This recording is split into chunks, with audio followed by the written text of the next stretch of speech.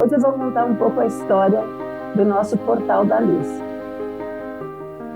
O início desse portal, ele tem uma história do idealizador desse projeto, que é o Senhor Divino João Cavion e sua esposa, Eulália Casagrande Cavion, e moravam afastados, onde não tinha hospital, não tinha nada, e o irmão dele, né, de 7 irmãos, ele era o mais velho, e esse irmão veio a falecer sem conseguir assistência médica, porque eles não tinham como levá-lo a um hospital, e ele acabou sofrendo muito essa dor de ver aquele irmão sofrer sem ajuda e sem condições.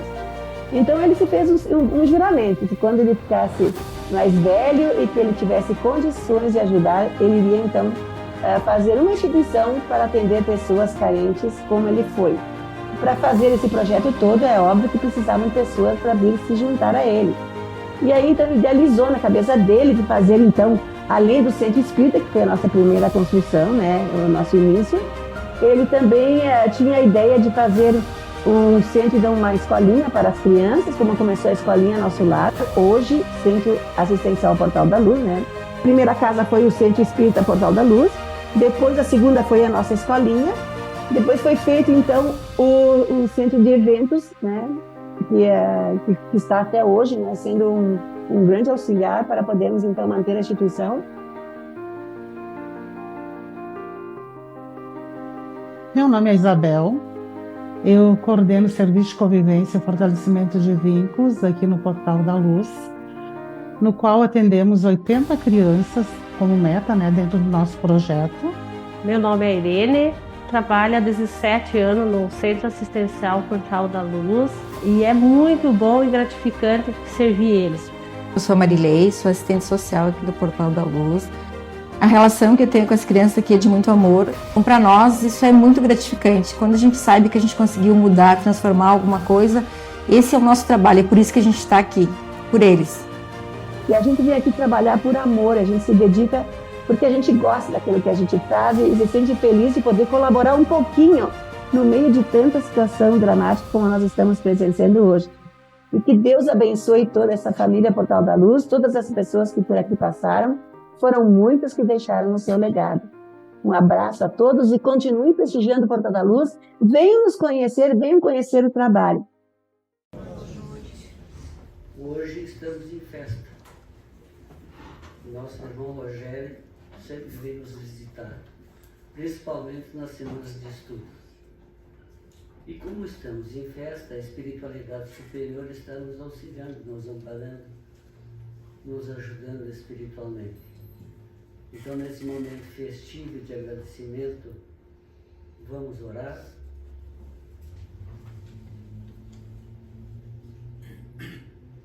Mentalizemos Jesus. Mentalizemos o sol eterno de nossas vidas para agradecer o amor, a tolerância, a misericórdia e a paz que Ele tem conosco. Somos espíritos errantes ainda perante o pão divino que Ele tem nos ofertado, mas conscientes que estamos aprendendo a superar dificuldades íntimas, qualificando-nos para andar nos caminhos do Cristo, amparados pela espiritualidade superior. Nós te rogamos em nome de Deus, nosso Pai, Senhor. Auxilia-nos, ampara-nos, para que possamos aprender e andar nos caminhos teus, de amor, de luz e paz. Nessa noite festiva, nós te agradecemos e suplicamos para cada um daqui se encontra, encarnados e desencarnados, a esperança, a luz e a paz. Se conosco e que assim seja.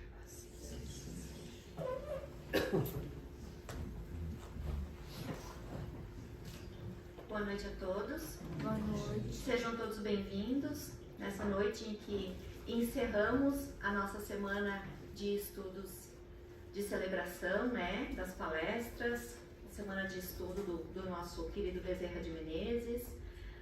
Lembrando a todos que, desde que adentramos a casa, nós já estamos sendo atendidos pela espiritualidade amiga, Então vamos nos manter assim, conectados com a divindade que nos atende. Hoje nós não teremos o passe, mas vocês todos já estão sendo atendidos, né? Então não teremos o passe no final, como é de costume. E para encerrar a nossa semana aqui, nós temos o nosso irmão Rogério Hipólito. Ele é palestrante espírita, é pesquisador de ciências humanas e faz parte da Associação Médica Espírita. Então nós vamos receber com carinho o nosso irmão que veio para nos celebrar conosco aqui e nos presentear com a sua presença.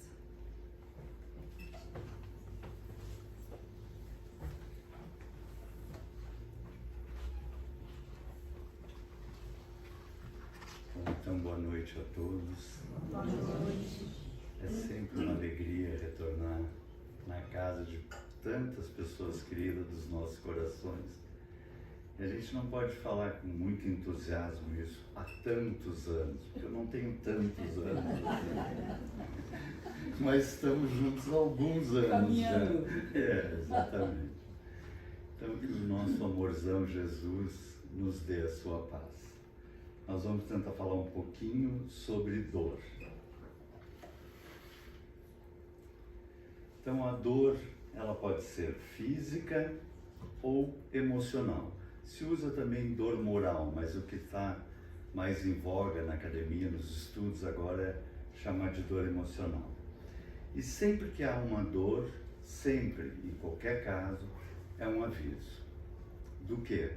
De que algo não está bem.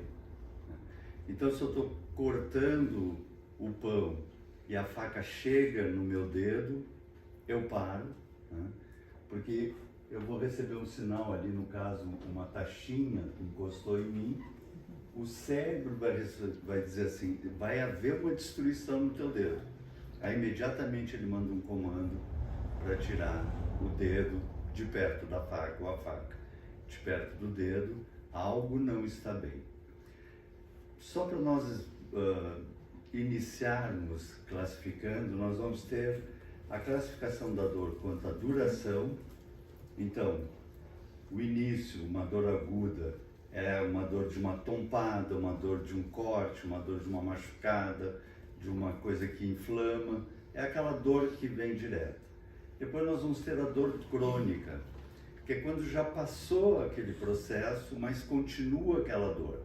São as mais complicadinhas de se resolver, mas se resolve também. Depois tem disruptiva, que é nos casos de câncer, tu pode tomar uma série de analgésicos, tomar morfina e de repente ela brota de uma maneira inesperada, assim. Depois nós temos a dor de acordo com o mecanismo. Nós vamos ver que depois isso vai estar ligado à emocional. Então nós temos a chamada nociceptiva, que resulta de lesão física real na pele, músculos, órgãos, né? Ou seja, externo e interno. Portanto, pode ser dois tipos: somática, quando é pele e ossos, e visceral, quando é, por exemplo, uma dor de barriga. Depois eu vou ter a neuropática, causada por lesões ou mau funcionamento dos nervos. Um nervo exprimido, lembra a ciática, a famosa ciática. E por fim a nociplástica, que essa é quando o meu cérebro está processando mal. Eu não tenho nenhum problema, nenhum nervo comprimido, nenhum corte, nada, o corpo está perfeito, mas meu cérebro está processando dor. E aí nós entramos na dor emocional, que é a que mais vai nos interessar aqui. Por exemplo, tristeza profunda. É uma dor emocional que nós sentimos, uma perda de um amor, né? Algo que nos abate. Ansiedade, medo, é outra dor emocional. Rejeição e abandono, outra dor emocional. Mas o que a gente começa a perceber nessas dores emocionais? É que elas chamam, desculpa eu ser redundante, emocionais, ou seja, é a minha postura em relação ao problema. Os epicuristas, eles gregos, eles diziam assim, o problema não é tanto o problema, mas é como tu te porta frente ao problema. Porque porque isso vai te fazer sofrer mais ou sofrer menos. Essa dor ser maior ou menor. E elas são assim, culpa e vergonha, né? A culpa, por exemplo, é muito legal a gente ter a culpa numa fração de segundo. E aí levantar e dizer, Jesus, me desculpa. Vamos que eu faça a maior bobagem assim, né? Aí eu vou sentar na cama e ficar, ai meu Deus, como é que eu vou fazer isso? Não vou querer mais levantar, eu vou passar uma semana, um mês, um ano, 10 anos, 100 anos. Uma hora eu vou ter que dizer assim, Jesus, me ajude. Então faz isso logo. Então veja que é interessante, é a minha postura interna vai fazer ficar mais prolongada ou mais intensa a dor emocional.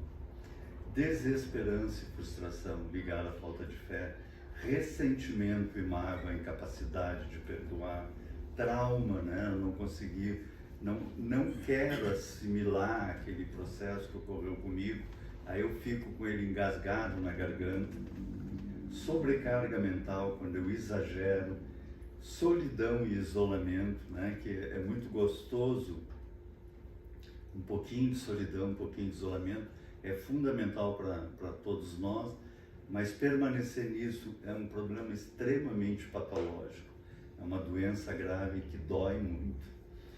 Mas por que a gente está abordando isso aqui e antes abordou a dor física? Porque aí vem uma relação chamada somatização. O que é somatização? Quando eu expresso no corpo a minha dor emocional. Veja que interessante, eu não trabalho direito essa dor emocional em mim, eu não consigo resolver isso, todos nós passamos por isso, isso é normal na nossa caminhada, não é uma coisa assim, de agora em diante não vamos mais fazer isso, isso faz parte da nossa caminhada.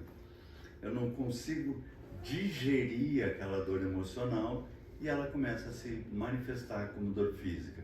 E aí começa dor de cabeça, enxaqueca, tensão na nuca e nos ombros, dores nas costas e quadril, problemas digestivos, tem pessoas que ficam constipadas, outras com diarreia, problemas na pele, alergias diversas, fadiga crônica e estresse, né? O estresse acaba levando a também o exagerado estresse às doenças autoimunes, o que vai complicando cada vez mais, sendo que o estresse mata 30% da humanidade por ano. Né? A gente fica pensando, nossa, quantos morreram com o problema da epidemia, quantos morreram na guerra, nada se compara ao estresse. Porque o estresse depois desencadeia um monte de problemas, vai desencadear problemas de coração, problemas, enfim, câncer, vai dar, e 30% morrem de estresse. Né? Então a gente sempre quando está num salão, assim, a gente pode com os olhinhos assim contar 1, 2, 3, 4, 5, 6, 7, 9, é bom aqueles 3. Né? É bom a gente não estar nesses 3 aí, né? Vai depender da nossa postura interna, né? Se a gente é daquelas pessoas que faz tempestade em copo d'água o tempo todo, ou se a gente respira fundo e diz, Pai, é contigo, Pai, né? Me ajuda aí, porque eu quero seguir com tranquilidade, com calma. Aí vem uns estudos interessantes, por exemplo, eles descobriram que medo, ansiedade, angústia, rejeição, que são coisas que todos nós passamos, atingem 2 áreas diretas no cérebro, que é o giro do címbalo e a ínsula, que está também relacionada à consciência corporal, sabe? A gente sente um arrepio de medo, as emoções, um suor, né? A ínsula é que provoca isso. E a ansiedade, o medo, a rejeição, ativam essas mesmas áreas. E aí os pesquisadores olharam e disseram, mas engraçado, é essa mesma área que ativa quando eu dou uma topada com o dedo numa pedra. Né? E aí eles resolveram olhar isso. Aí 2 pesquisadores, a Naomi da Universidade de Califórnia, o Nathan da Universidade de Kentucky, resolveram pesquisar isso e resolveram fazer uns estudos com um jogo de bola manipulado. Antes de eles publicarem, eles repetem esses experimentos inúmeras vezes para ter garantia que não foi um acaso, que realmente funciona assim. Então eles fizeram várias vezes experimentos.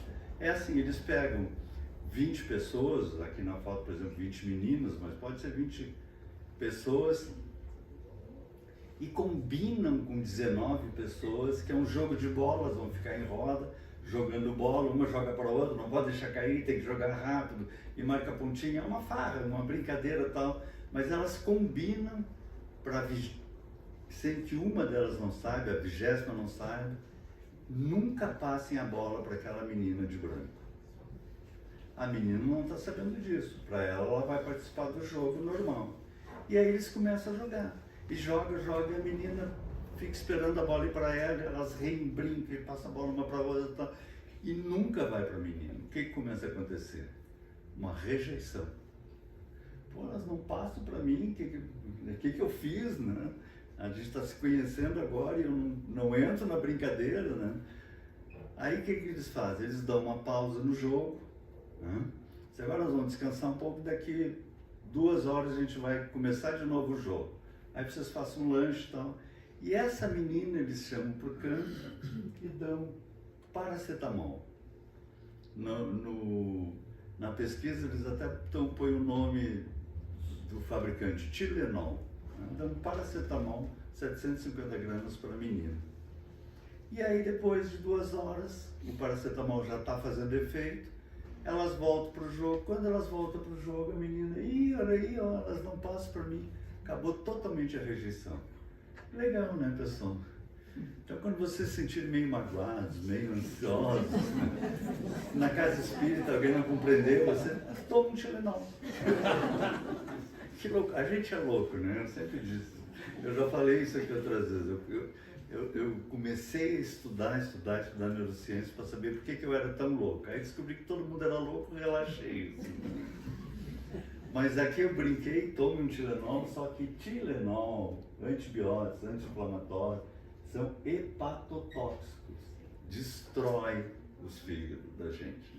Então não tomem, pergunte para o médico, né? Eu só falei do experimento, porque era uma ideia do experimento, mas não tomem porque vai ficar sem fígado depois, né?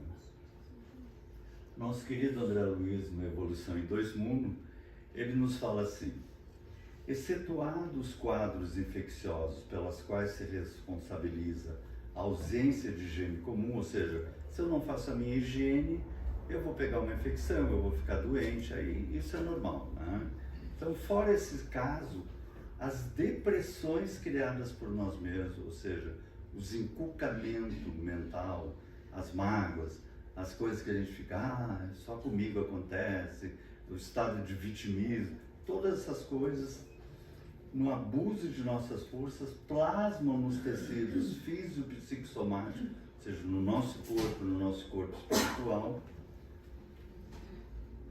que nos constitui um veículo de expressão determinados campos de ruptura na harmonia celular. Vejam só, o meu estado emocional detona o meu corpo, o meu sistema imunológico.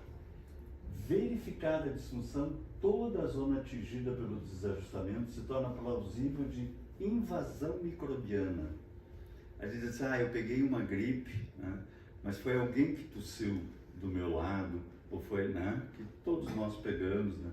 Não, tu estava com o teu sistema imunológico baixo. Aqui eu sei que vocês não veem televisão, mas quem vê televisão fica vendo aqueles programas, aquelas noticiárias bravas, assim, baixo o sistema imunológico, é claro, né? E aí até a invasão microbiana a gente tem mais possibilidade de pegar. E isso aí foi descoberto muito recentemente, questão de 30 anos para cá, isso dentro da ciência é muito recentemente, porque antes a gente tinha o neurologista que tratava de uma área, nós tínhamos o endocrinologista que tratava de outra área, nós tínhamos o imunologista que tratava de outra área, e eles vendo os pacientes, vendo as relações, eles começaram a perceber que um problema neurológico atuava no meu problema endócrino, que um problema endócrino atuava no meu sistema imunológico. E surge a psiconeuroimuno, o nome é maiorzinho, é psicoimunoneuronologia, mas é que a gente deu uma diminuidinha aqui, psicoimunologia, né, que junta esses 3, que está ligado às nossas posturas emocionais. Então, por exemplo, emoções negativas. Na verdade, emoções são emoções, né? Eu só vou fazer um parênteses aqui, embora a gente use muito isso, mesmo dentro da doutrina espírita, mas é interessante saber, emoções são emoções. A maneira como a gente trabalha com elas, que pode ser negativas ou positivas, mas são emoções, né? E todas vêm de Deus, vamos dizer assim, né? Então, por exemplo, raiva, a gente diz, não, raiva não é uma coisa legal. Não, raiva é uma defesa nossa, né? Então, se alguém vai nos agredir, vem um processo, né, de luta ou fuga, que é uma defesa, né? E dá aquela coisa, eu lanço as chamadas catecolaminas, adrenalina, noradrenalina, né? E me dá aquele aperto, assim, né? Que é ou eu ataco ou eu fujo. Né? Então isso é normal. Então é normal que nós tenhamos raiva. Isso é normal. Aí agora a gente pode olhar tecnicamente isso. Nós lançamos as catecolaminas, o coração pulsa mais, todo o processo se dá assim, em frações de segundo, o coração pulsa mais, vai mais sangue para o cérebro, vai mais sangue para os músculos estriados, aumenta a caixa torácica, que é para mim ficar com a capacidade ou de atacar ou de correr, né? Quanto tempo fica na corrente sanguínea as catecolaminas? 90 segundos. Então alguém me ofende e me dá aquela coisa assim. Se 90 segundos depois eu ainda tiver com aquela coisa, eu sou trouxa. Eu tô no bar, mas ele não podia ter feito isso comigo. Não foi legal isso que ele fez. Poxa, não foi bacana. Tudo bem, eu perdoo, mas ele vai pegar um brau daqueles assim. Pronto, tô carregando ele comigo, né? Então a raiva é um mecanismo interessante, saudável. Permanecer na raiva é patológico, é doença. E aí nós vamos encontrar em todos esses o medo. O medo é saudável, senão eu atravessaria as ruas sem olhar para os lados, né? Permanecer no medo, aí se torna patológico. Então, colocando isso, nós vamos entrar no ciúme, inveja, pessimismo, culpa, né? Como eu falei, lançamos as catecolaminas, adrenalina, noradrenalina, o estresse, baixamos o sistema imunológico, desregulamos todo o sistema endócrino, nem falar nos centros vitais, nos nossos chakras, nos nossos centros vitais, bagunçamos tudo e aí acabamos perturbados emocionalmente, porque isso é que é interessante, né? A doença emocional perturba o meu corpo. Agora o corpo perturbado me dá uma doença emocional também. E nós entramos num curto-circuito. O tempo que me deram é ótimo, vocês vão sair daqui tudo... Mas vamos tentar falar sobre a dor, né? Depois nós vamos ter as posturas emocionais, as emoções positivas, dentro daquele mesmo padrão que eu coloquei lá. Então, bondade, alegria. Teve uma madre superior no final do século XIX, ela percebeu, isso é muito interessante, na verdade, Pitágoras fazia isso, vejam só, lá atrás, Platão copiou de Pitágoras, pediu para os discípulos escrever diário. Olha que interessante isso, porque um diário faz com que tu te autoavalie diariamente, né? E vá ver se tu está consertando ou se tu está repetindo as mesmas coisas. Depois, né, da 30ª página do diário, tu escreveu a mesma coisa, tu está meio estacionado, né? Não está melhorando. E ela pediu para as freiras escreverem diários que era delas, que ninguém ia ler, ninguém ia mexer, depois elas podiam botar fora, né? Só que as freiras fizeram no convento, faziam até ficar velhinha e morriam. E elas tinham pilhas de diários. Aí, bem anos mais tarde, uma madre superiora viu aqueles diários assim, e eu vou estar conversando com pesquisadores, eu vou perguntar se os pesquisadores não querem olhar esses diários, né? Aquelas irmãs já tinham desencarnados, né? Então ela deu os diários, 178 autobiografias de freiras. E eles descobriram que as alegres duraram 10 anos mais do que as pessimistas. As freiras que escreviam com alegria tinham muito mais saúde e muito mais vida do que as pessimistas. Sabe o não vai dar certo? Eu sei que não vai dar certo, não dá certo. Ficou comprovado isso, olha que interessante isso, né? Calma, tolerância, otimismo, não só dá uma sobrevida, ou seja, dura mais, como com muito mais saúde. Eles fizeram uma pesquisa em Harvard por 80 anos. Eu adoro essas pesquisas que se chama prospectiva. Eles pegaram alunos de Harvard e perguntaram: nós podemos acompanhar, vocês querem participar de uma pesquisa? Só que ela vai continuar depois que vocês saírem da faculdade, vai continuar. E continuaram por 80 anos, até praticamente quase todos, até todos morrerem, né? Sobrar pouquinhos assim. E aí eles foram ver o que dava saúde para eles, o que dava saúde, bem-estar, felicidade, né? Se era dinheiro, se era profissão, se era sucesso profissional, se era família, era amizade. A tônica era tu trocar, permear amizade, permear amor, isso dava vida, dava saúde. Olha que lindo isso, né? Aí vamos entrar numa outra área que a gente já abordou em outras ocasiões aqui, mas só para a gente fazer um gancho sobre isso. Eu tive a oportunidade de conhecer num congresso Cérebro, Ciência, Comportamento e Emoções, um congresso não espírita, um congresso só de psiquiatras e neurocientistas, e foi apresentado esse trabalho. Eu achei muito interessante dentro da ciência apresentarem esse trabalho, que foi também um trabalho descoberto por acaso. Sempre que tu está fazendo uma pesquisa, buscando um resultado, tu, sem querer, tu dá uma empurradinha aqui, uma empurradinha ali, para ver se sai o resultado. Agora, quando tu não está procurando isso, está pesquisando outra coisa e aparece esse resultado, é o mais legal, porque não teve nenhuma influência para chegar a isso. E essa é a pesquisa, neurofisiologia do altruísmo, ou seja, como é que funciona o nosso cérebro quando a gente faz a caridade, né? E como é que é o processo lá dentro, assim. Eles, na verdade, estavam trabalhando a questão da ocitocina e vasopressina, que são neurotransmissores ligados à confiança, né? Aos laços de confiança. Então, eles botavam 2 voluntários, né? Uma telinha, eles tinham a possibilidade de interagir um com o outro, numa máquina de ressonância magnética, e eles ficavam jogando um jogo econômico. E nesse jogo eles podiam emprestar dinheiro para o outro e talvez o outro pagasse, talvez não pagasse. Essa era a ideia, se eles iam confiar ou não iam confiar, como é que estava funcionando o cérebro. E dentro do jogo, era um jogo real, assim, né? Eles podiam sair às vezes com 900 mil dólares. Eles levavam a sério mesmo a coisa. Essas pesquisas norte-americanas, né? E aí, dentro do jogo, tinha um momento que tu podia fazer uma doação lá para o Lar São Francisco, R$10, né? Tudo em dólar, mas eu dando exemplo aqui, né? E aí as pessoas faziam a doação, tinha a opção ali, ela ganhar um dinheiro no negócio do jogo, ela ganhou um dinheiro, ela fez uma doação. Quando ela fazia a doação, o cérebro se enchia de dopamina. O que significa? Que ela se enchia de alegria, de prazer. Eles disseram: mas que interessante, eles começaram a observar isso, foi por acaso que apareceu. Aí eles resolveram mudar o programa do computador.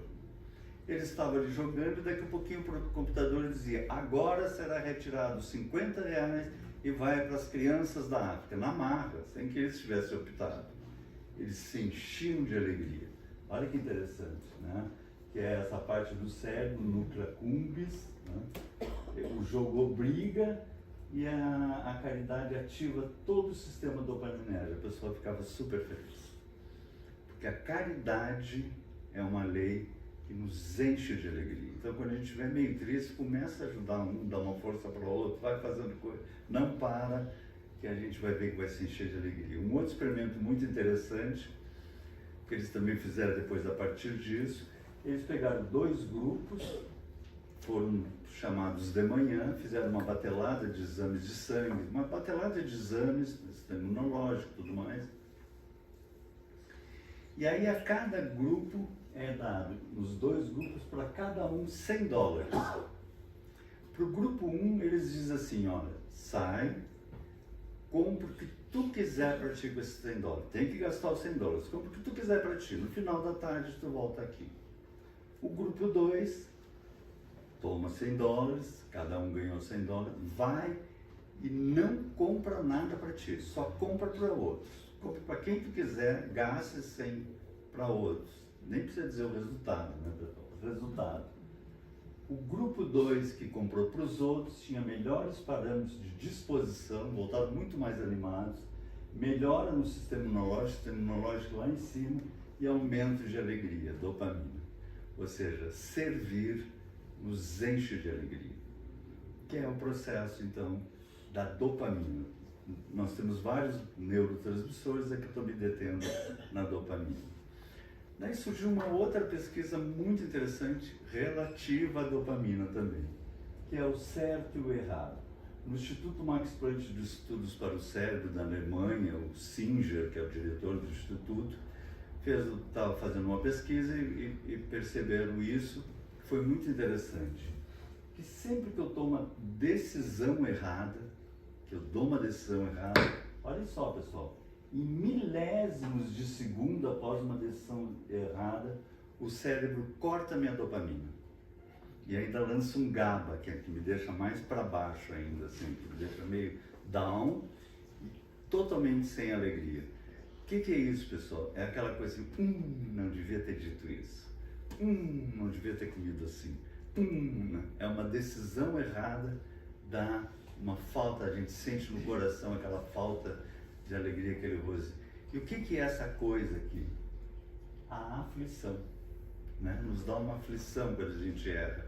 E o que é bacana aqui, que eles também abordam, veja, uma questão de consciência, né? Não é só um certo errado, fui botar o lugar e botei no lugar errado, não.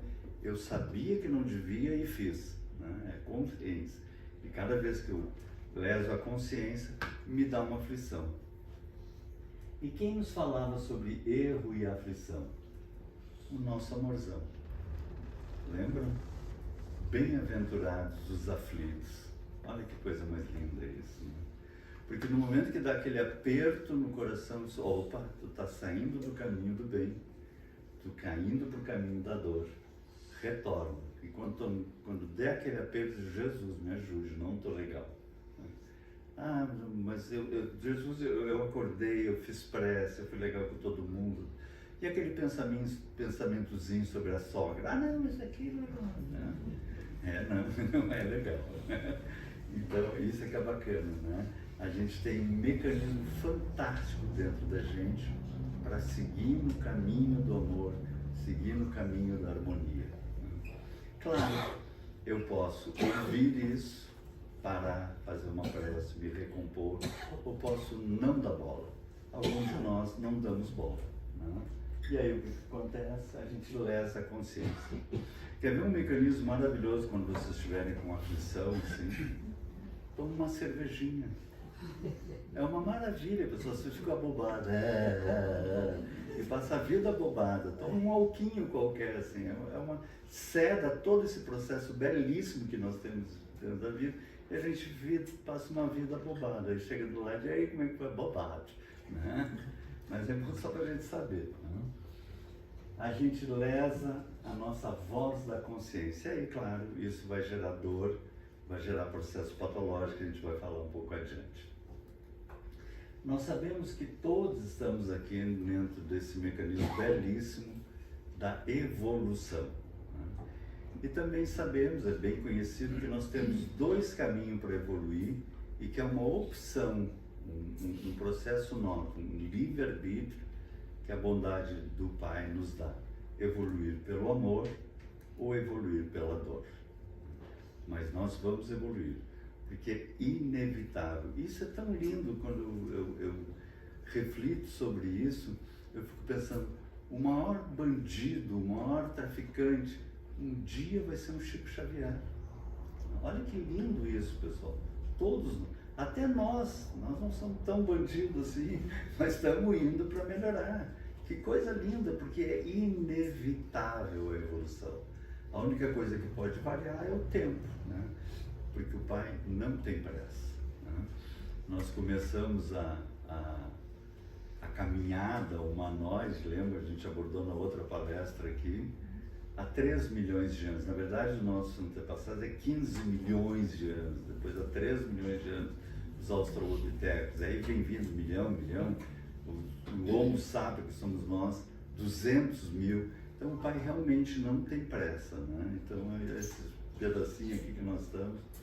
Mas quando nós crescemos, então, pelo amor, a gente vai ter dois processos. O crescimento interior, né? Então a gente se propõe a crescer, se propõe a melhorar, se propõe a mudar um pouquinho que seja cada dia. Hoje eu quero estar um pouquinho menos neurótico, hoje eu quero estar um pouquinho mais em paz, hoje eu quero estar um pouquinho mais sereno, hoje eu não quero pensar bobagem. E aí eu vou trabalhando essa estrutura emocional dentro de mim, porque nós vamos construindo essa estrutura emocional de paz dentro da gente. E a outra maneira de nós crescermos pelo amor é com a colaboração absoluta. Porque todo o universo é regido por colaboração absoluta. Se as galáxias, a nossa Via Láctea, resolvesse parar de girar, nós não teríamos a força centrífuga e se fechariam as estrelas todas. Se o Sol desaparecesse, nós desapareceríamos. Se a Lua resolvesse ir um pouquinho para lá ou para cá, nós teríamos tsunamis que varreria toda a Terra. E dentro de todo esse processo ecológico, nós somos um microcosmos e todas as células funcionam perfeitas. Nós temos 86 trilhões de células no corpo humano, 216 especializações, e se uma resolve não funcionar, é câncer. E o sistema imunológico vai imediatamente correr lá.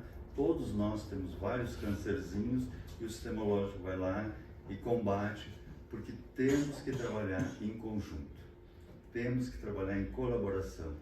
E nós, como células mais adiantadas, que é o ser humano, temos que trabalhar em colaboração.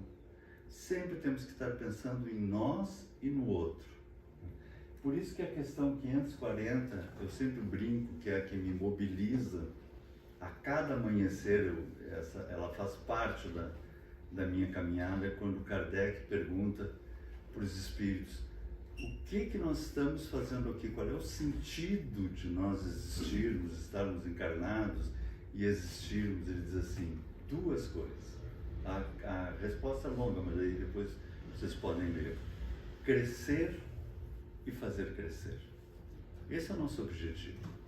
Crescermos, nos tornarmos melhores e ajudarmos da maneira que nós pudermos, ir lá botar aguinha para o passarinho, ir lá molhar a plantinha, ir lá fazer o carinho no cachorrinho, ir lá elogiar a mamãe que passa com aquele bebê com umas olheiras desse tamanho assim, porque passou a noite acordada com aquela criancinha e diz: ai, que bebê mais lindo, ela se enche de força, né? O tempo todo crescendo e fazendo crescer, crescendo e auxiliando. Esse é o nosso processo. Mas às vezes a gente abandona esse mecanismo. Nem estamos muito a fim de crescer e muito menos de fazer crescer. E aí isso se chama excesso de eu, egoísmo. Ou o outro, as duas grandes chagas da humanidade, como diz o Evangelho, o orgulho. Delas vai derivar uma série de problemas, e aqui eu estou falando coisas que vão gerar dor. A avareza, né? A pessoa que é presa no é meu. A preguiça, né? Agora não dá, né? Aquele livrinho espírita que a gente está lendo há 8 anos, já está no capítulo 1º, né? Uma hora a gente chega no capítulo 2º, mas é que hoje eu estou muito cansado, hoje foi um dia assim, né? A inveja, né? A gente nunca tem inveja, imagina, só acho que o nosso podia ser um pouquinho melhor também, né? A maldade, enfim, a possessividade, tudo isso são processos de quem não quer crescer e não fazer crescer e sofre. Porque se a gente sofre com tudo isso aqui, gera dor, né? Então, em vez de a gente crescer pelo amor, a gente elimina o crescimento pelo amor e vai crescer pela dor. Eu acho fantástico no livro A Caminho da Luz que Emmanuel define: dor é estacionamento. todo o universo evolui. Todo. A gente gosta lá em casa de fazer a prece da manhã voltado para a varanda do nosso pátio, assim. A gente, primeira coisa, bota aguinha e comidinha para os passarinhos, né? Aquele monte de passarinho comer. E a gente fica olhando aquela natureza, a graminha, as coisas.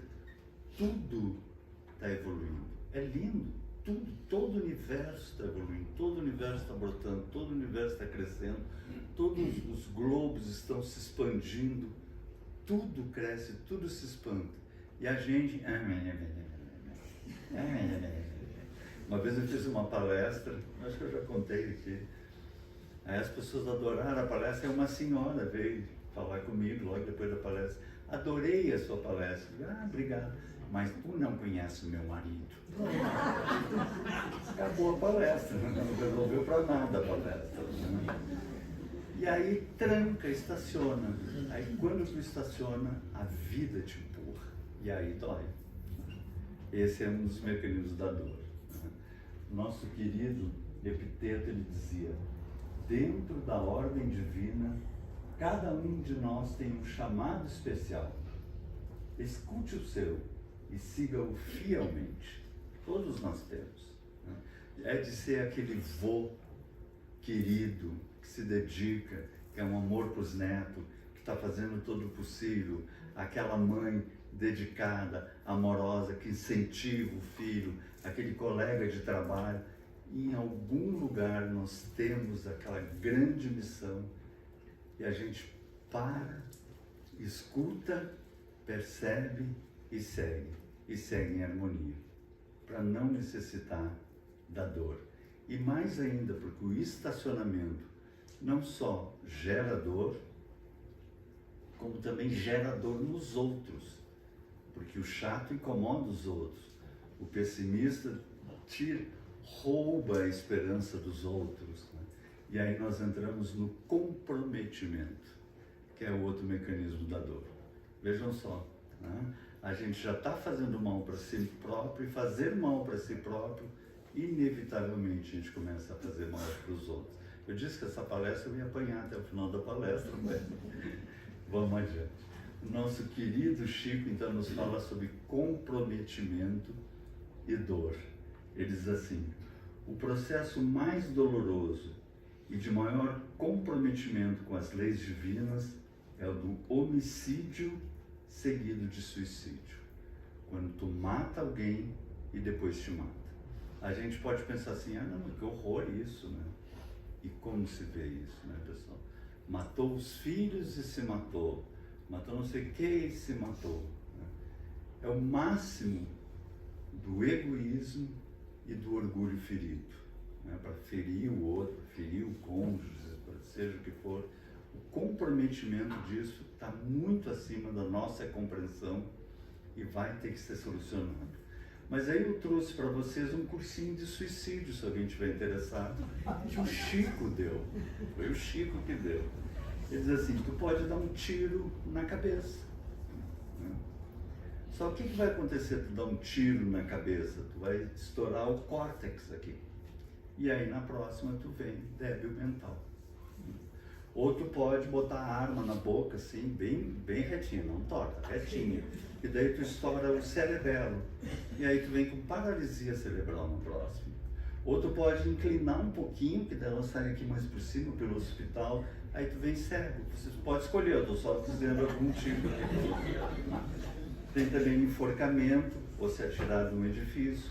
Aí vocês ganham uma tetraplegia na próxima vida, né?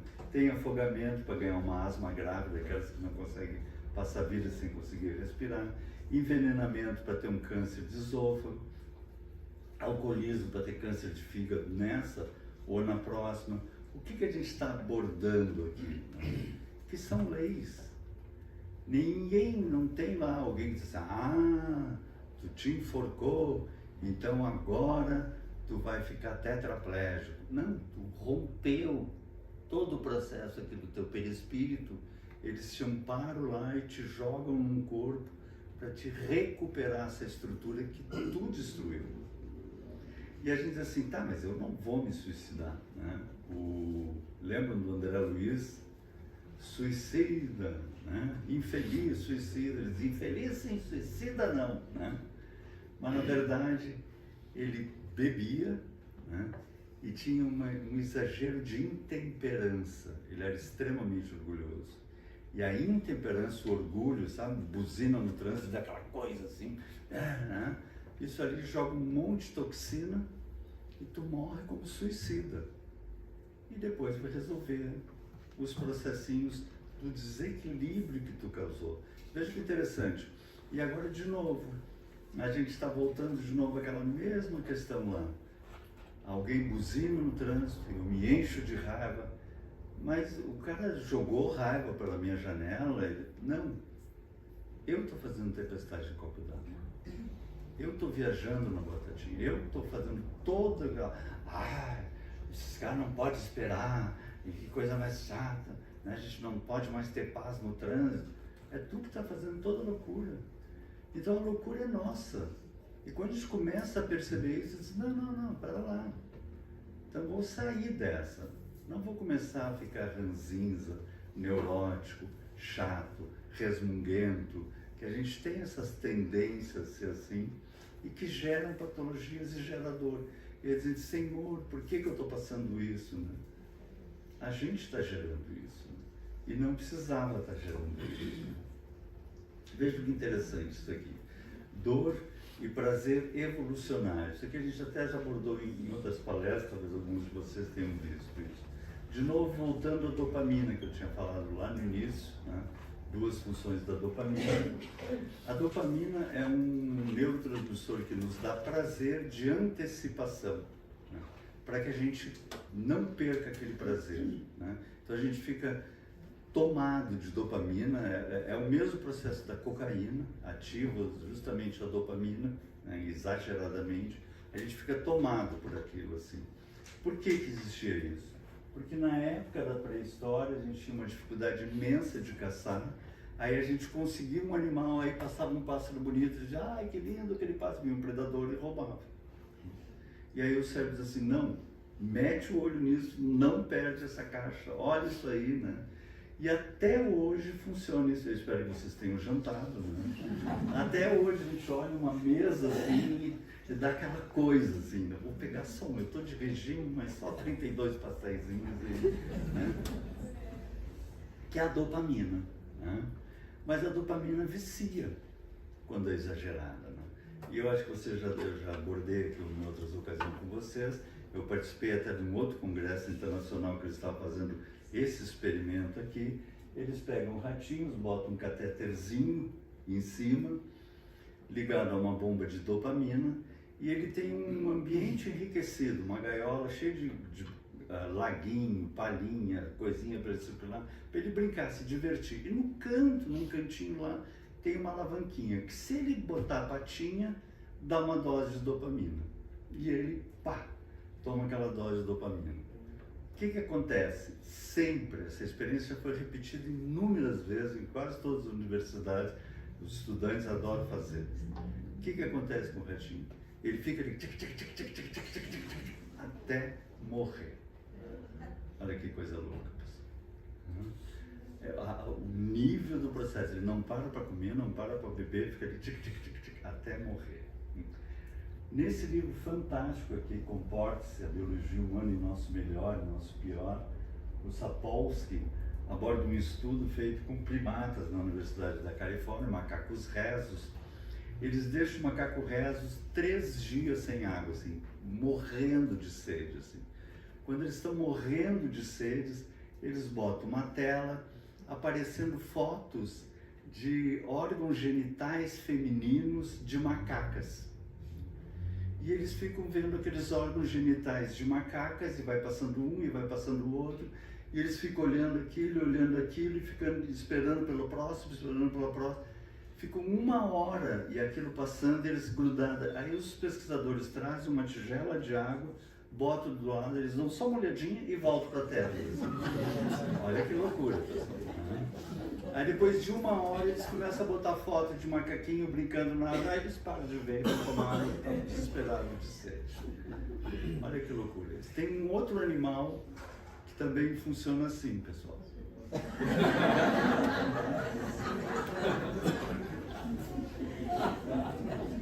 Só que ele para comer, a única diferença.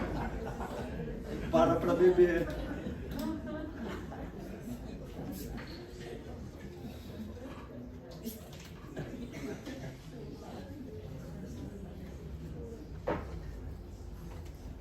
Então, voltando ao André, as depressões criadas por nós mesmos, lembram? O processo que a gente entra, nos baixa o padrão vibratório.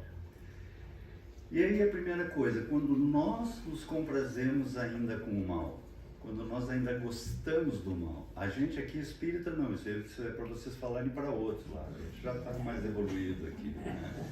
Mas para vocês falarem para as outras pessoas, né? Tem gente que adora crime, morte e sangue.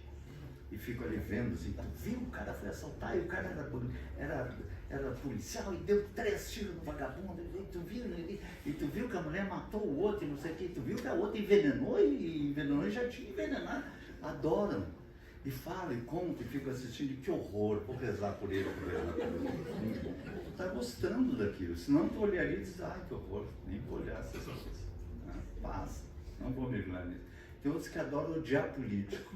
Não importa a ideologia. Odeio, porque tem que matar, porque tu não tem, não feliz. Olha que postura mais cristã. Imagine Jesus fazendo, tem que matar, certo? Acho que não, né? Mas adoram odiar. Veja que interessante, né? E às vezes somos nós espíritos, né? Outros adoram uma fofoquinha. Espírita não, espírita, graças a Deus, reza pelos outros. Fulano, nós temos que rezar pela Beltrano, porque chega a pingar aquele veneno, assim, porque adoram, tem prazer nisso. Outros em julgar. Imagina julgar, Jesus dizia, não julgueis, mas fica ali porque não sei o quê, porque esses laboratórios, porque não sei o quê, porque... Né? E o tempo todo sofrendo. Mergulhado na lama do mundo, sofrendo, porque ainda se compraz com isso. Antes eram as novelas, né? Sentava a família toda, e que mulher bandida, que homem mau, tem que matar uma criatura dela. Ficava adorando, e as coisas eram cada vez mais pesadas.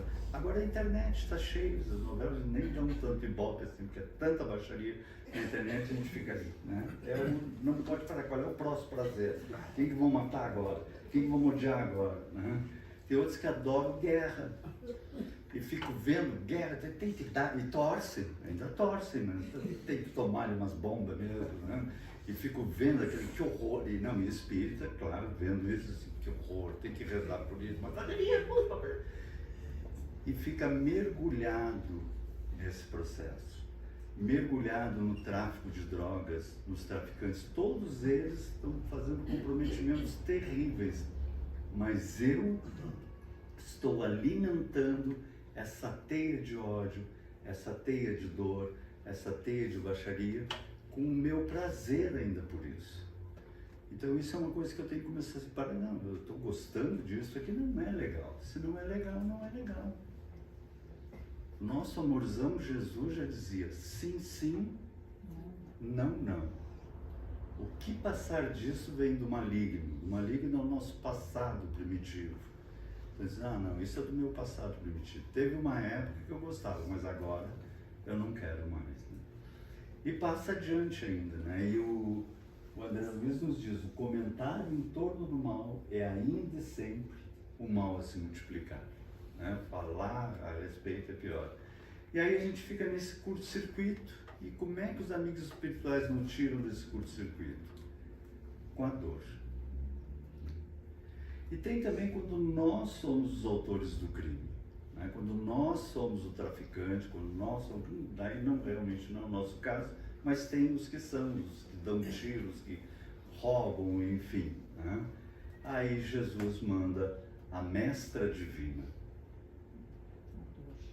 E o nosso querido Emmanuel nos fala, arrancando-nos ao reduto da delinquência e arrebatando-nos ao inferno da culpa que descemos pelo desvario da própria vontade, concede-nos o Senhor a mestra divina, que apoiada no tempo se converte na enfermeira de nossos males. Olha com que amor é essa mestra divina. E no anjo infatigável que nos ampara o destino.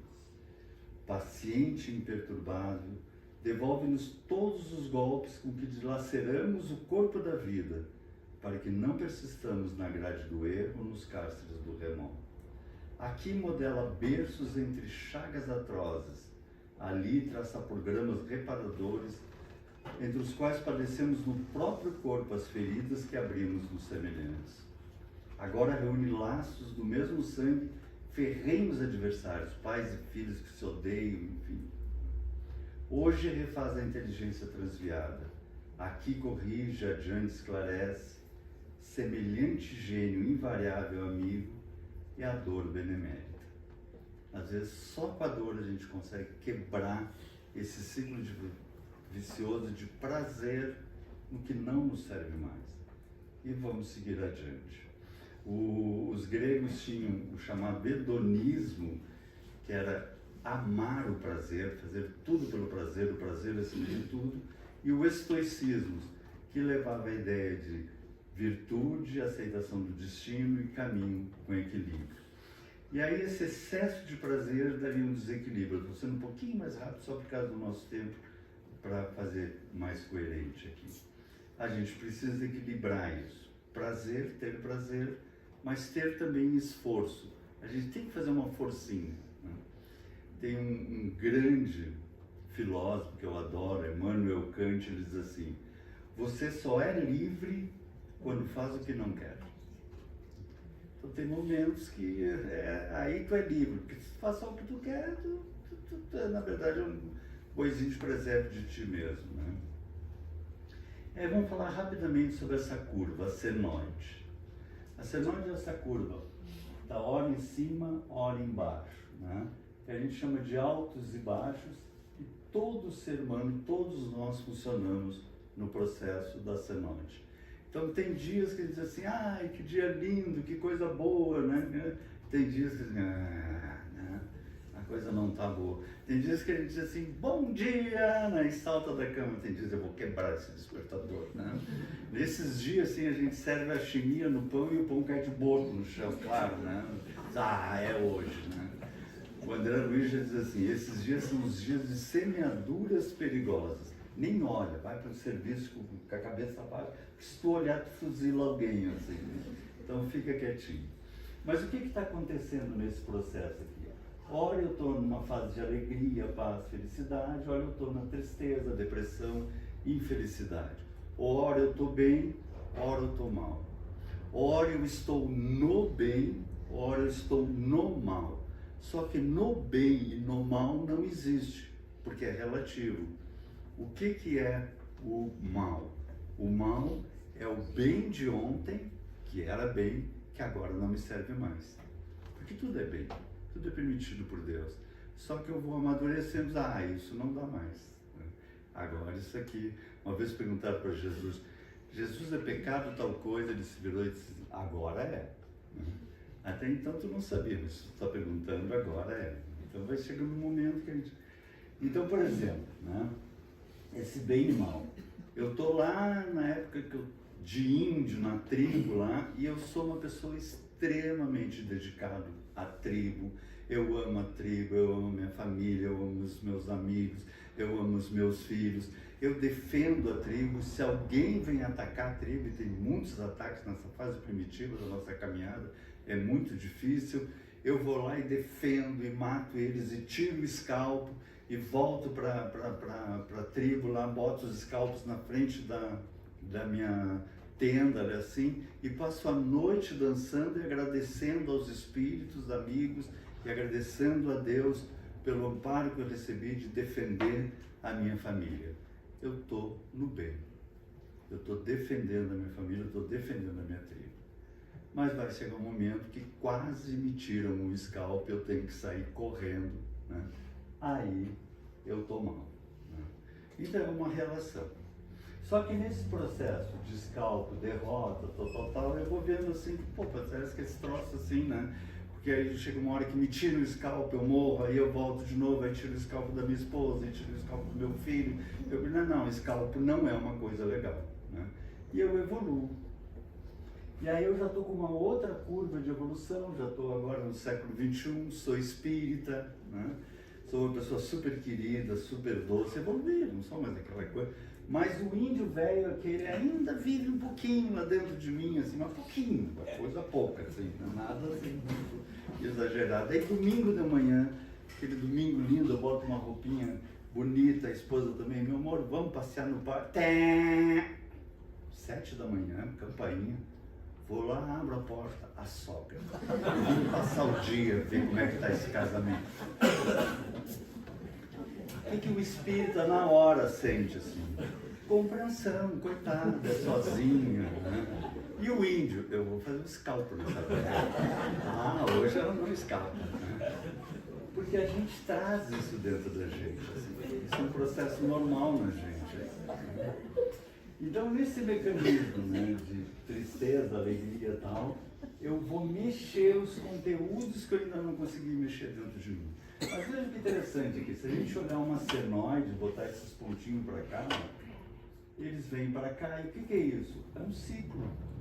A senoide, eu estou andando em ciclo, eu estou sempre na mesa. E isso também parece que não é legal, porque eu vou estar hora no bem, hora no mal, hora eu vou estar bem, hora eu vou estar mal, hora eu vou estar...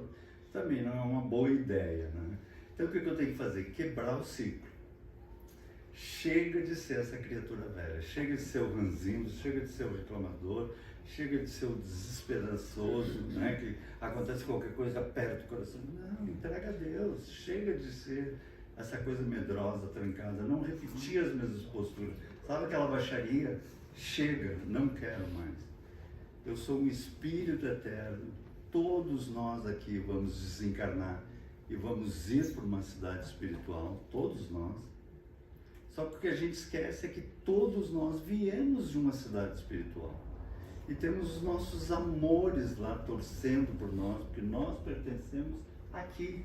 Isso aqui é um tempinho curtinho, a gente fica de 3 a 4 séculos entre uma encarnação e outra.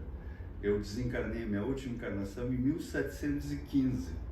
Voltei agora em 1958, 250 anos. Imagina uns amigos de 250 anos, isso só nessa passagem lá. O quanto eles estão torcendo por nós, é com eles que a gente tem que viver. Então, quando a gente for evoluir pelo amor ou pela dor, na física se usa assim uma setinha, quer dizer a força que eu estou fazendo. O que eu tenho que fazer? A coisa não está boa, eu vou fazer uma força. Sabe, a coisa anda difícil assim, né? A gente resolve vir na casa espírita, acho que estou precisando tomar um espaço, né? Sabe aquele livrinho, acho que vou começar a ler o livrinho também, aí vou começar a assistir palestras, dá para participar de grupo de estudo, e aí o que acontece?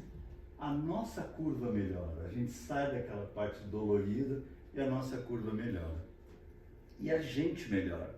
E a gente melhora e aí a nossa forcinha começa a ficar um pouquinho menor e a gente já não tem mais tempo de ler aquele livrinho, hoje eu não vou conseguir ir no passe, e não vou mais conseguir melhorar, cai na mesa de novo. Então qual é o processo? Vamos ficar girando de novo em ciclo? Não. Fazer um esforço permanente. Quando a vida estiver difícil, faz força. Mas quando estiver tudo bem, faz força também. Porque é aí que a gente vai realmente levantar nossa curva para cima.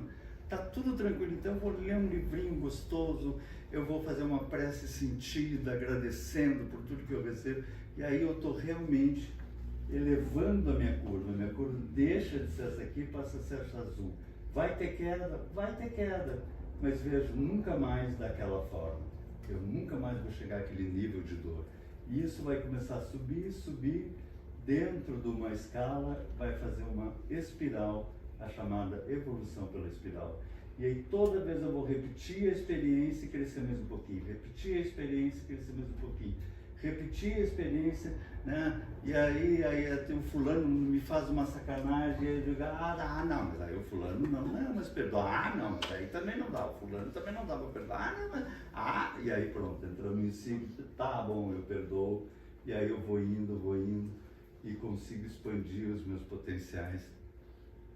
E como dizia novamente o nosso querido Emmanuel, e eu espero por Deus. E ele diz assim, saibamos buscar o pensamento divino, atuante em todas as formas da vida, trabalhando na construção do bem, mesmo que os quadros da luta humana se nos mostrem tinados pela sombra do mal.